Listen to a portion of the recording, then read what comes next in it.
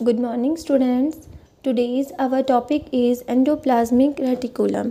तो देखो ये जो एंडोप्लाज्मिक रेटिकुलम होती है ये एक्चुअली में एक नेटवर्क होता है मेम्ब्रेन्स का। ठीक है, endoplasmic reticulum is a network of membrane जो कि कहाँ प्रेजेंट होता है, न्यूक्लियर मेम्ब्रेन से सेल मेम्ब्रेन के बिल्कुल बीच में प्रेजेंट होता है। एक नेटवर्क लाइक स्ट्रक्चर होती है। इसके स्ट्रक्चर में 3 कंपोनेंट्स प्रेजेंट होते हैं। One is vesicles, second is tubule and third is cisternae. ठीक है, ये जो एंडोप्लाज्मिक रेटिकुलम होती हैं इनमें ये मेनली प्रोटीन और लिपिड्स की बनी हुई होती है। ठीक है, endoplasmic reticulum is made up of lipids and protein. और उसके अलावा जो एंडोप्लाज्मिक रेटिकुलम होती है उसमें वो 2 टाइप्स की होती है। One is smooth endoplasmic reticulum जो कि लिपिड्स का सिंथेसिस करेगी, लेकिन सेकेंड होती है रफ एंडोप्लाज्मिक रेटिकुलम जो कि रफ एंडोप्लाज्मिक है। इट मीन्स वहाँ पर राइबोसोम्स पार्टिकल प्रेजेंट होते हैं। दैट्स वाई ये क्या करती हैं, प्रोटीन का सिंथेसिस करती हैं। ठीक है, तो देखो ये जो एंडोप्लाज्मिक रेटिकुलम होती हैं ये क्या होती है, largest single membrane bound intracellular compartment. Intracellular compartment का क्या मतलब है, सेल के अंदर ही प्रेजेंट होता है। ठीक है, ये देखो इसका स्ट्रक्चर इस तरह से होता है। अंदर की तरफ न्यूक्लियर मेम्ब्रेन से अंदर ये क्या है, न्यूक्लियर मेम्ब्रेन में पोर्स प्रेजेंट होते हैं। इनके थ्रू ये जो एंडोप्लाज्मिक रेटिकुलम होती है ये अटैच होती है।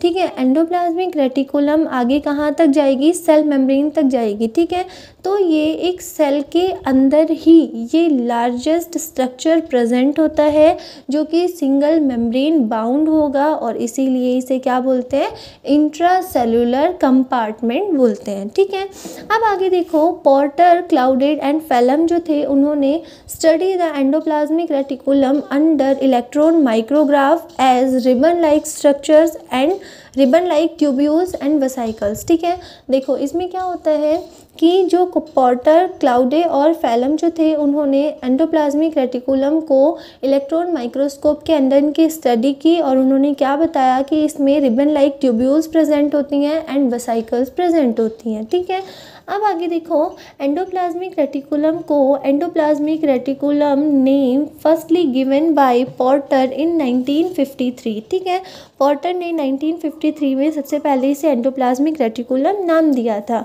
Endoplasmic reticulum is a network of membranes and endoplasmic reticulum is made up of lipids and proteins. ठीक है, एंडोप्लाज्मिक रेटिकुलम के स्ट्रक्चर में 3 कंपोनेंट्स प्रेजेंट होते हैं। One is tubule, vesicles and सिस्टर्नीज।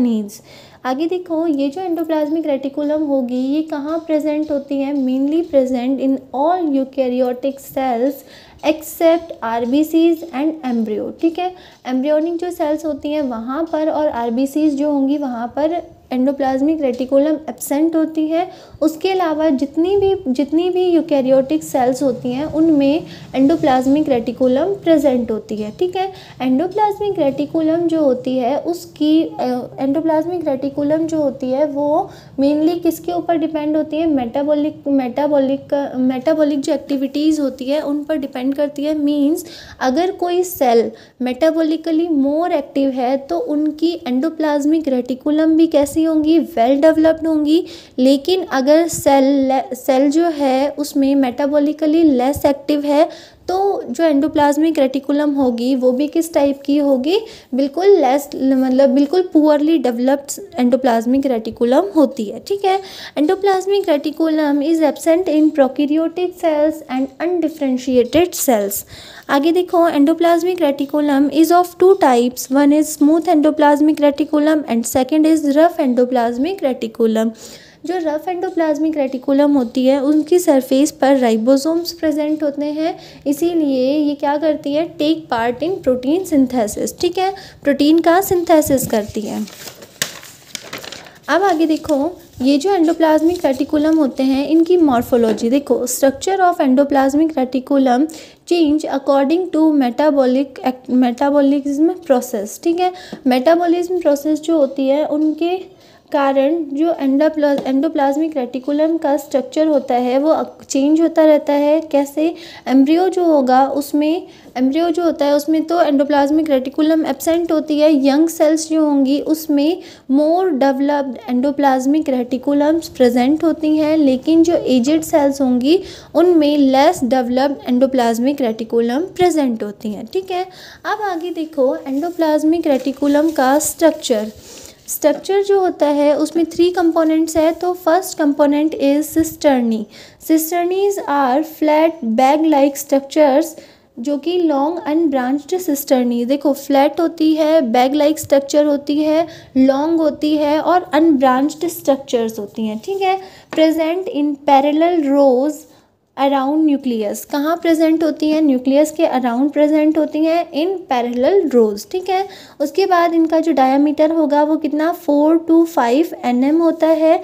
यहाँ पर क्या होता है, देखो ये इस तरह से बिल्कुल फ्लैट बैग लाइक स्ट्रक्चर होती हैं जो कि लॉन्ग होती है और अनब्रांच्ड होंगी। ठीक है, इनके ऊपर राइबोसोम्स पार्टिकल प्रेजेंट होते हैं। राइबोसोम्स प्रेजेंट होने के कारण ये जो सिस्टर्नीज होती हैं इनका मेन रोल क्या होता है? प्रोटीन सिंथेसिस करती हैं, इसीलिए ये जो सिस्टर्नीज होंगी ये वेल डेवलप्ड होती हैं। ठीक है, अब आगे देखो लिवर सेल्स ऑफ ह्यूमन की लिवर सेल्स जो होंगी उनमें इक्वल साइज़ की सिस्टर्नीज प्रेजेंट होती हैं। सिक्रेटरी सेल्स जो होंगी उनमें भी सिस्टर्नी वेल डेवलप प्रेजेंट होती हैं। ठीक है, अब आगे देखो सेकंड है वेसाइकल्स। वेसाइकल्स जो होती हैं वो उनका डायामीटर कितना होगा 25 to 500 नैनोमीटर होता है। राउंडेड स्ट्रक्चर्स होते हैं।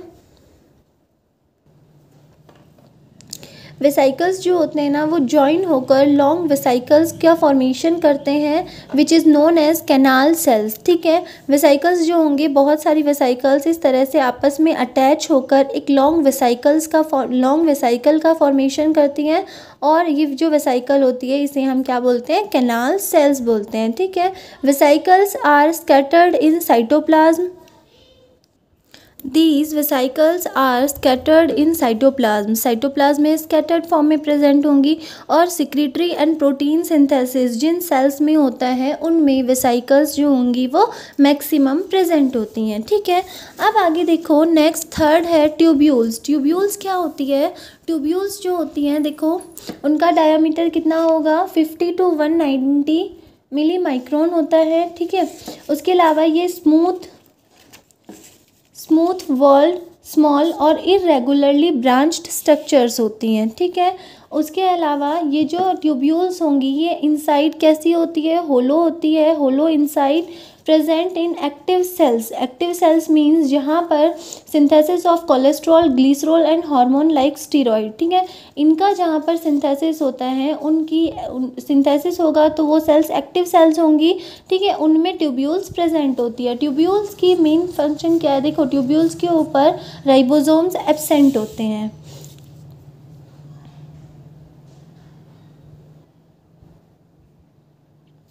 ये जो ट्यूब्यूल्स होती है इरेगुलरली स्कैटर्ड इन साइटोप्लाज्म, तो ये क्या करती हैं? एक कॉन्टीन्यूअस नेटवर्क का फॉर्मेशन करती है, और ये जो नेटवर्क होता है ये न्यूक्लियर मेम्ब्रेन और सेल मेम्ब्रेन को जॉइन करता है। ठीक है, अब उसके बाद सेकंड देखो types of endoplasmic reticulum. Endoplasmic reticulum जो होता है वो 2 टाइप्स का होगा। One is rough endoplasmic reticulum and second is smooth endoplasmic reticulum. ठीक है, तो देखो रफ एंडोप्लाज्मिक रेटिकुलम जो होता है इसको हम RER से भी रिप्रेजेंट करते हैं। इसमें क्या होगा? Ribosomes attach on the outer surface. Ribosomes attach होते हैं तो ये क्या करेंगे? प्रोटीन का सिंथेसिस करेंगी, और ये जो रफ एंडोप्लाज्मिक रेटिकुलम होती है ये प्रोटीन का सिंथेसिस करने के कारण ही मोर स्टेबल होती हैं। ठीक है, और ये जो रफ एंडोप्लाज्मिक रेटिकुलम है is made up of specially cisternae. Cisternae से ही क्यों मिलकर बनी होती है? क्योंकि सिस्टर्नी देखो इस तरह से flat like structure, flat tubule like structure, देखो इस तरह से स्ट्रक्चर थी। ठीक है, इनके ऊपर क्या था? राइबोसोम्स प्रेजेंट थे। तो ये जो रफ एंडोप्लाज्मिक रेटिकुलम होती हैं ये भी किससे, सिस्टर्नी से ही मिलकर बनी हुई होती हैं। ठीक है, रफ एंडोप्लाज्मिक रेटिकुलम कहाँ प्रेजेंट होती हैं, नियर द न्यूक्लियस, न्यूक्लियस के पास में प्रेजेंट होंगी। They are present in such cells which are concern with protein synthesis, protein synthesis जहाँ पर होगा उन वाली सेल्स में रफ एंडोप्लाज्मिक रेटिकुलम्स प्रेजेंट होती हैं। ठीक है,